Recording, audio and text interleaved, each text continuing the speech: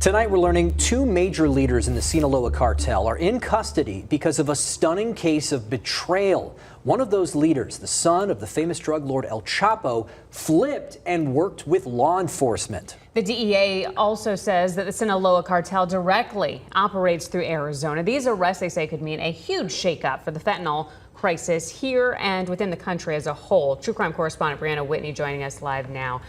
Wow. Wow is the right word. That's what people are really saying on social media. This started yesterday when we heard about the arrest, and then the new developments today are pretty wild. These arrests have truly taken down the top of the Sinaloa Cartel. Ever since El Chapo's capture 8 years ago, Ismael El Mayo Zambada has taken over. He thought he was going flying to look at property in Mexico, but soon learned he was part of an inside scheme and ended up in handcuffs, along with El Chapo's son, who was in on the plan with the United States the whole time.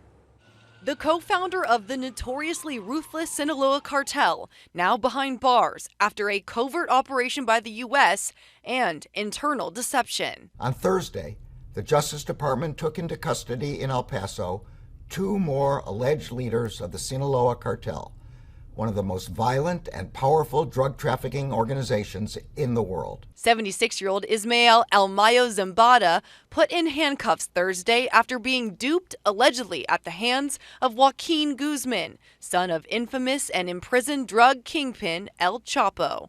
We learned Zambada thought he was flying to see property in northern Mexico yesterday, but instead was flown to a small airport outside El Paso and quickly arrested. He's looking at charges including fentanyl trafficking, money laundering, kidnapping, and conspiracy to commit murder. This part of a deal Guzman struck with the United States government on behalf of him and his brother, according to a senior law enforcement official.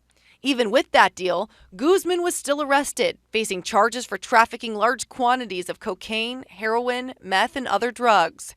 U.S. officials say the Sinaloa Cartel runs the largest and most violent fentanyl trafficking operation in the world.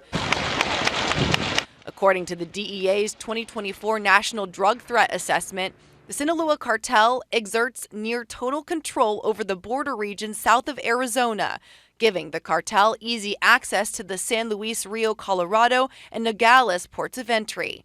It goes on to say, quote, DEA reporting indicates that the Sinaloa Cartel stages illegal drug shipments near the Arizona ports of entry and uses those entry points not only as the base for onward shipments of illicit drugs to areas across the United States, but also to smuggle fake trademarked fentanyl pills for consolidation in the Los Angeles area. El Mayo and Guzman Lopez join a growing list of Sinaloa Cartel leaders and associates who the Justice Department is holding accountable in the United States. A former Arizona FBI agent says with these recent arrests, he expects to see some violence within the cartel as the power structure realigns.